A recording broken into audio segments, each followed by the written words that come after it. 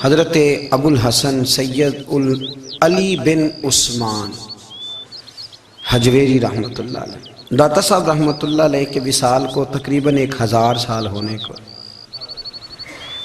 کچھ باتیں ایسی ہیں جنہیں تھوڑا سا غور کے ساتھ ٹھنڈے ذہن کے ساتھ سمجھا کریں۔ اسلام کی تاریخ 1400 سال کی ہے، اور 1000 سال پہلے کے داتا صاحب بزرگ ہیں۔ داتا صاحب فرماتے ہیں میں اس زمانے میں مرید ہوا، مجھے اجازت ہوئی، میں نے اپنے مرشد کی خدمت کری، پھر مجھے حکم ہوا، اپنے قلم سے لکھتے ہیں، پھر میں لاہور آیا۔ اگر 1000 سال پہلے سے پیری مریدی کا، طریقت کا، تصوف کا سلسلہ جاری ہے، آج لوگ کہتے ہیں یہ نئی بات ہے، یہ کل شروع ہوا ہے۔ داتا صاحب رحمۃ اللہ علیہ کے وصال پر ان کا عرس شروع ہوا، یعنی عرس بھی 1000 سال سے ہوتے چلے آ رہے ہیں۔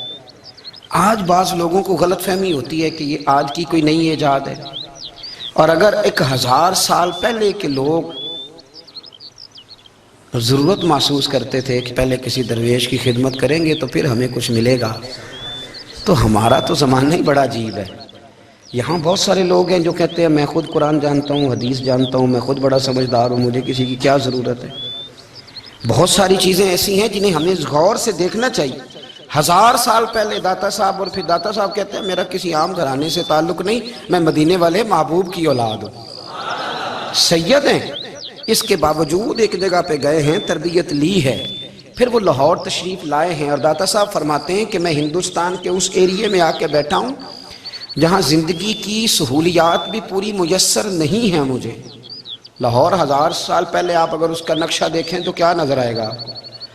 جن لوگوں نے ابھی 40 سال 35 سال پہلے لاہور کو دیکھا ہے وہ بھی جانتے ہیں اس کی کیفیات کیا تھی۔ تو 1000 سال پہلے کا لاہور جہاں داتا صاحب تشریف لائے، داتا گنج بخش علی حجویری نے وہاں بیٹھ کر قرآن و سنت کی تشریحات کی، داتا صاحب نے مسجد بنائی۔ اب لفظ داتا سے بھی بڑا اختلاف ہے لوگوں کو، حالانکہ داتا کا معنی دینے والا، اور اللہ کے جو 99 نام ہیں نا، ان 99 ناموں میں سے کوئی نام داتا ہے۔ ایسے لوگ کہتے ہیں یہ تو اللہ کا اسم، بھئی یہ لفظ داتا تو ویسے ہی عربی کا لفظ ہی نہیں ہے۔ تو آپ چیزوں کو گھسیٹ گھساٹ کے اگر لے کے نا، قرآن مجید میں آپ اپنے ماں باپ کے لیے دعا کرتے ہیں رب ارحمہما کما ربیانی صغیرا، یا اللہ ان دونوں کو بخش دے جو بچپن میں میرے رب بنے۔ رب ارحمہما کما ربیانی صغیرا، رب کا معنی پالنے والا، تو قرآن مجید نے تو ماں باپ کو رب کہہ دیا تو شرک ہو گیا۔ وہاں اللہ رب اور معنوں میں ہے، ماں باپ رب اور معنوں میں ہے۔ یہاں معنی پالنے والے کا ہے، ماں باپ اولاد کو پالتے ہیں نا، اصل پالنے والا کون ہے؟ اللہ۔ تو اب کسی نے کہا کہ ابا آپ نے مجھے پالا ہے، تو کافر ہوا کہ مسلمان ہوا؟ چھوٹی چھوٹی باتوں میں لوگ تقسیم کرتے ہیں اہل اسلام کی، یہ درست نہیں ہے۔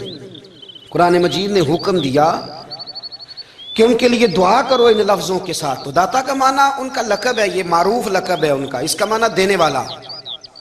تو بھائی اگر آپ مجھ سے کو 2-3 مسئلے سن لیتے ہیں، میں آپ کو دے دیتا ہوں تو شرک نہیں ہوتا۔